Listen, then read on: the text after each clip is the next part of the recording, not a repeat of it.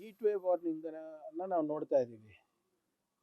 ಇದು ಬರೇ ನಮ್ಮ ರಾಜ್ಯಕ್ಕೆ ಅಥವಾ ರಾಷ್ಟ್ರಕ್ಕೆ ಸೀಮಿತ ಇಲ್ಲ, ಇಡೀ ನಮ್ಮ ಏಷ್ಯಾ ಪ್ರದೇಶಕ್ಕೆ ಈ ಎಲ್ ನೀನೋ ಮತ್ತು ಲಾ ನೀನಾದು ಎಫೆಕ್ಟನ್ನು ನಾವು ಕಾಣ್ತಾ ಇದ್ದೀವಿ.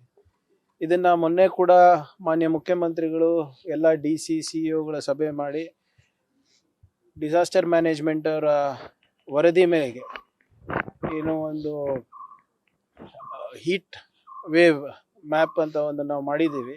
ಅದರ ಪ್ರಕಾರ ಎಲ್ಲ DCCOಗಳಿಗೆ ಕೂಡ ನಾವು ಸೂಚನೆಯನ್ನು ನೀಡಿದ್ದೀವಿ, ಏನೇನು ಮಾಡಬೇಕು ಏನೇನು ಮಾಡಬಾರ್ದು ಅಂತ.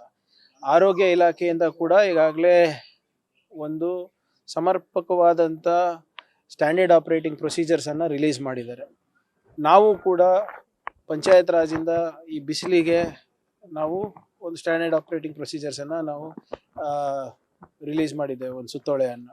ಅದನ್ನು ಹೊರತುಪಡಿಸಿ ನೀವು ಹೇಳ್ದಂಗೆ ಈ ಸರಿ ಬೋರ್ವೆಲ್ಗಳಾಗಲಿ ಅಥವಾ ಡ್ಯಾಮ್ನಲ್ಲಿರುವ ಸಂಗ್ರಹಿಸಿರುವಂಥ ನೀರಾಗಲಿ ಇವ್ಯಾಪರೇಷನ್ನು ಹೆಚ್ಚಾಗುತ್ತೆ ಬಿಕಾಸ್ ಆಫ್ ದ ಹೀಟ್.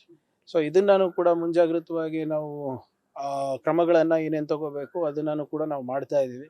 ಆದರೆ ಮುಂದಿನ 1-2 ತಿಂಗಳು ಕುಡಿಯೋ ನೀರಿಗೂ ಸಮಸ್ಯೆ ಆಗುತ್ತೆ ಮತ್ತು ಹೀಟ್ ವೇವ್ ಕೂಡ ಜಾಸ್ತಿ ಇರುತ್ತೆ. ಇದನ್ನು ನಾವಾಗಲೇ ಒಂದು ಸಂಪೂರ್ಣವಾದಂಥ ನೀಲಿ ನಕ್ಷೆಯನ್ನು ನಮ್ಮ CEOಗಳಿಗೆ ನಾವು ನೀಡಿದ್ದೇವೆ, ಏನೇನು ಮಾಡಬೇಕು ಅಂದ್ಬಿಟ್ಟು. So the government is well prepared. ಪ್ರಯತ್ನವನ್ನು ನಾವು ಮಾಡ್ತಾ ಇದ್ದೀವಿ.